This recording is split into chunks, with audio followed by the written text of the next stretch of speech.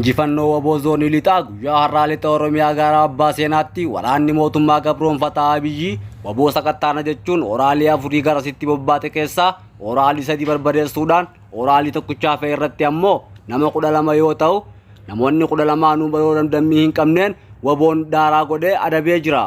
Mootummaan waboo waliin mari'achuun dirqama akka ta'e obbo Baqqalaa Garbaa hubachiisan qondaalonni KFO obbo Baqqalaa Garbaa fi Jawaar Mohaammed marii imala galatoomaa Ameerikaa kaabaatti taasisanii jiran itti fufuun hawaasa Oromoo diyaaspooraa magaalaa Las Vegas jiraatu wajjin mari'atanii jiru. Marii kana irratti gaaffii hawaasa irraa ka'eefis deebii laatanii jiru. Qondaalonni olaanoon Koongirasii Federaalawaa Oromoo obbo Baqqalaa Garbaa fi obbo Jawaar Mohaammed marii imala galatoomaa Ameerikaa kaabaatti taasisaa jiran itti fufanii jiru. Marii hawaasa diyaaspooraa wajjin taasisaa jiran kanaan waraana akka dhaabbatuu fi qaamoleen siyaasaa fi waraana Itoophiyaa keessa jiran maricha keessatti hammachiifamuu akka qaban irra deddeebiin waamicha taasisaa jiru. Qaamonni siyaasaa fi waraana biyyattii keessa jiran hundi marii biyyoolessa Itoophiyaa karoorsaa jirtu irratti yoo hin hirmaanne marichi bu'aa baleessaa akka ta'u kan eeran qondaalonni KFO mootummaan waraana bilisummaa Oromoo wajjin hin mari'adhu jechuudhaan fudhatama hin qabu jechuudhaan dubbatanii jiru.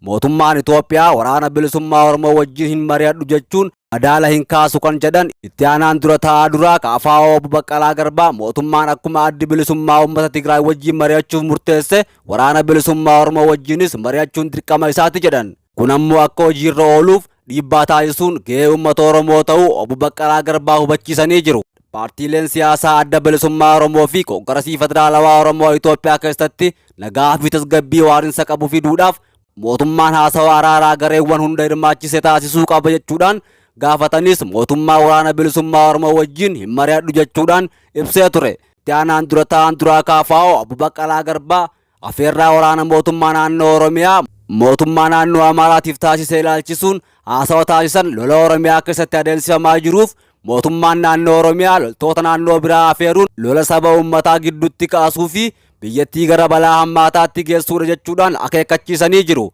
Humna naannoo biraa Oromiyaatti afeeruun weerara kan jedhan obbo Baqqalaa Garbaa gocha kaleessa abbootiin isaanii Oromoo irratti hojjetan akka irraa deebi'anii hojjetaniif hin hayyamamu jechuudhaan dubbatanii jiru. Itti aanaan dura taa'aa fi hogganaan dhimma alaa KFO Jawaar Mohaammed gama isaaniitiin yaada waltajjii kana irratti kenneen biyya tasgabbooftee fi waliigalteen siyaasaa keessatti taasifamuu uumne dhaloota haaraaf dabarsuu barbaanna jechuudhaan dubbatanii jiru. Itoophiyaa keessatti uummanni Oromoo addatti ni bilisooma jechuun ulfaataadha kan jedhu Jawaar bilisummaan Oromoo bilisummaa saboota biyyattii wajjin hidhata qaba jechuudhaan dubbatee jira. Dhibdeen siyaasaa fi waraana Itoophiyaa furmaata kan argatu waliigaltee siyaasa qaamota hunda hirmaachisee akka ta'e qondaalonni kunneen irra deddeebiidhaan dubbachaa jiru. Sababa waldhaansa gahaa dhabuutiin madoon keenya hospitaalatti lubbuun darbaa jira jechuudhaan jiraattonni aanaa Jillee Dummuugaa dubbachaa jiran. Madoowwan 30 ol kan haleellaa Jillee Dummuugaatti raawwatameen rukutamanii hospitaala Kamisee geeffaman waldhaansa olaanaa argachuuf gara Oromiyaa yookaan gara Dasee akka hin deemneefis humnoonni shororkeessitoota fannoodhaa hidhannoo guutuudhaan karaa cufanii dhorganii jiru jechuudhaan dubbachaa jiru. Lola qindaa'aa shororkeessitoonni fannoo uummata Oromoo Walloo irratti bananiin hanga ammaa lubbuun namoota 19 ol darbuun himamee jira. Namoonni 30 ol ta'an immoo madaa'uun hospitaala Kamisee geeffamuu isaanii jiraattootaatu nutti hime. Wixata waaree boodaa erga haleellaan garee shororkeessaa fannoo fi hidhattoota naannoo Amaaraa biroo dhaabbatee as humnoonni shororkeessitoota fannoo humna poolisii naannoo Amaaraatiin deeggaramuun sochii geejjibaa fi hidhannoowwan qawwee godina addaa Oromoo Walloo keessatti akka ittifamuuf labsanii jiru. Bu'uuruma kanaan madoowwan 30 ol kan haleellaa Jillee Dummuugaatti raawwatameen rukutamanii hospitaala Kamisee geeffaman waldhaansa olaanaa argachuudhaaf gara Oromiyaa yookaan gara Dasee akka hin deemneefis humnoonni shororkeessitoota fannoodhaa hidhannoo guutuun karaa cufanii dhorganii jiru jechuudhaan jiraattonni dubbatan. Haleellaa shororkeessitoonni fannoo fi hidhattoonni Amaaraa biroon uummata nagaa Walloo irratti banan kanaan namoonni miidhaman gariin erga hospitaala seenaniin lubbuun darbaa jiraachuu fi gariin ammallee hospitaala jiraachuu maddeen keenya himanii jiru. Qonnaan bultoonni Oromiyaa Walloo haleellaa kana rasaasaan rukutaman yeroo ammaa kana hospitaala Kamisee keessatti waldhaansi taasifamaa fi kan jiru ta'us gariin isaanii miidhaa hamaaf waan saaxilamaniif hospitaala riiferaalaa geeffamanii akka waldhaananiif riifariin barreeffameefii jiraaf jedhu maddeen keenya. Haa ta'u malee madoowwan riifariin barreeffameef kana gara hospitaala olaanootti geessuuf haalonni danqaan uumamee jira kan jedhan maddeen humnoonni shororkeessitootaa fannoo madoo keenya akka hin jaalanneef nu ittisanii jiru jedhu. Bakka addaa Karra Qorii fi Shawaa Roobiitti daandii cufuun madoon waldhaansa olaanuuf akka hin dabarre dhoorguun cinatti kanneen hospitaala Kamisee keessatti lubbuun isaanii darbee gara Jiilleetti akka hin deebineef Karra Qoriitti gara Oromiyaa akka hin deemneefis Shawaa Roobiitti daandii cufanii jiru jechuun jiraattoonni himanii jiru. Hawaasni Oromoo Walloo akka birmannaa hin taasifneef geejjibni dhoorgamee kan jedhan jiraattoonni dabalataanis qonnaan bulaan kamuu hidhannoo hidhatee akka hin sochoone taasifameera jechuudhaan dubbatan. Haleellaa wixata darbee eegalamee ture yeroo ammaa kanatti dhaabbatee kan jiru ta'uu fi godinicha keessatti dhukaasni dhaabbatus uummanni Oromoo saba hidhannoo hiikkachiifameef shakkii fi yaaddoo keessa jiraachuu ibsanii jiru. Oromiyaa keessatti humnoonni mootummaa namoota nagaa ajjeesuun itti fufanii jiru jechuudhaan jiraattoonni dubbatu. Oromiyaa keessatti ajjechaan qabata waboo wajjin hidhata qabduutiin namoota nagaa irratti raawwatamu jabaatee itti fufee jira jedhan. Godina Wallaggaa Bahaa Aanaa Horroo Limmuutti humnoonni mootummaa nama uumamaan dubbachuu hin dandeenye tokko dabalatee namoota lama ajjeesuu jiraattoonni himan. Aanaa Horroo Limmuu magaalaa Bariisoo jedhamtutti guyyaa kaleessaa waraanni mootummaa namoota nagaa Geetaachoo Ayiloo fi Tamasgen Ittaanee jedhaman ajjeesuu jiraattoota irraa odeeffanneerra. Akka jiraattoonni himanitti Tamasgen Ittaanee nama uumamaan dubbachuu hin dandeenye fi rakkoo sammuu qabuudha jedhan.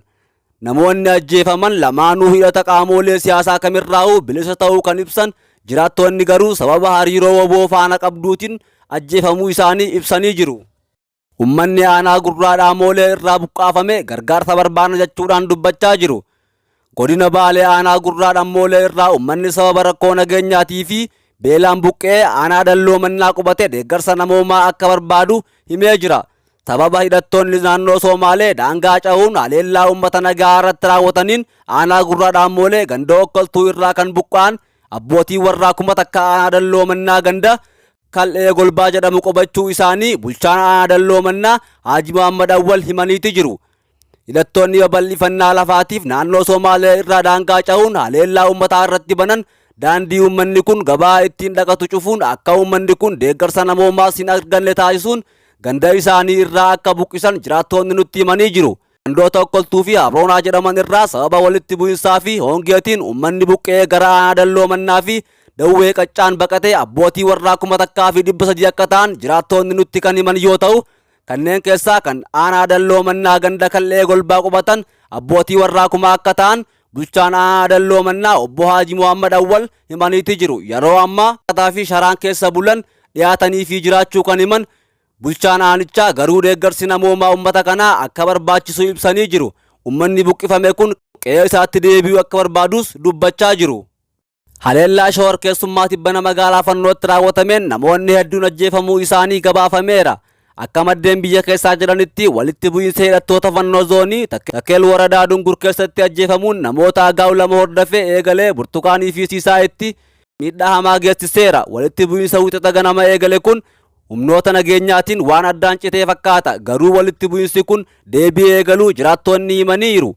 Haleellaan kun humnoota Fannootiin raawwatamuu kan himan jiraataan naannichaa tokko haleellaan kun qonnaan bulaa fakkeessuun kan raawwatame ta'uu dubbateera. Haasawan waliin taasisaniin jiraataan kun itti dabaluudhaan haleellaa raawwataman kana naannoo biraa irraa osoo hin taane namoota dhuunfaa qaama jaarmayaa Fannoo finxaaleeyyii ta'uun naannoo tokkotti tajaajilaa turan ta'uu ibsanii jiru. Walitti bu'iinsi kun maaliif akka ta'e yaadanii fi itti yaadanii mana dhugaatii tokko keessatti uummata agaa'u rakkisuudhaan akka ka'e ibsanii jiru. Akkamitti sirba afaan keenyaan faarfamuu hin dhageeffanne jechuudhaan akkasumas gareewwan Fannoo qawwee hidhatanii namoota lama akka ajjeesan ibsamee jira. Walitti bu'iinsa uumameen booda deeggartoonni Siisaayii fi Burtukaan bakka uummanni agaa'u hedduu jiranitti ibidda qabsiisuudhaan dubartoota, daa'immanii fi manguddoota dabalatee namoota naannoo hedduu irratti miidhaa hamaa geessiseera. Lubbuu namoota darbeen alattis qabeenyi naannoo sanaas miidhaan irra ga'eera jechuudhaan dubbatan. Naannoo Burtukaanii fi Siisaayii guutumatti barbadaa'eera jechuun ni danda'ama jechuudhaan dubbatanii jiru. Haleellaa kana hordofuun namoonni hedduun gandoota Anqashaa, Gabri'eel, Burtukaanii fi Siisaayii irraa buqqa'aniiru. Akka maddeen biyya keessaa jedhanitti namoonni agaa'u haleellaa kana jalaa miliqan tokko tokkos naannoo Jawwii zoonii Awwii seenanii hidhattoonni Fannoo dhaabuun kan keenya jechuun jiraattonni magaalaa Beenishaangul Gumuz irra deebiin haleelaa turaniiru. Haleellaa gareen shororkeessaa Fannoo fi hidhattoonni naannoo Amaaraa Walloo godina addaa saba Oromootti raawwataniin lakkoofsi namoota du'anii naannawa 19 ga'uu jiraattonni dubbatan. Lolli Wallootti banamee ture dhaabbatus namoonni rasaasaan rukutamanii hospitaala seenanii turan guyyaarraa guyyatti lubbuun darbaa jiraachuu jiraattonni dubbatan. Jiraataan Walloo aanaa Jillee Dhummuugaa irraa ganama har'aa dubbisne tokko akka jedhanitti haleellichi yeroo gabaabaaf kan adeemsifame ta'us meeshaa gurguddaa fi humna leenjii ammayyaa qabaniin deeggaramuudhaan waan nurratti raawwatameef lubbuun namoota hedduu darbeera jechuudhaan dubbatan.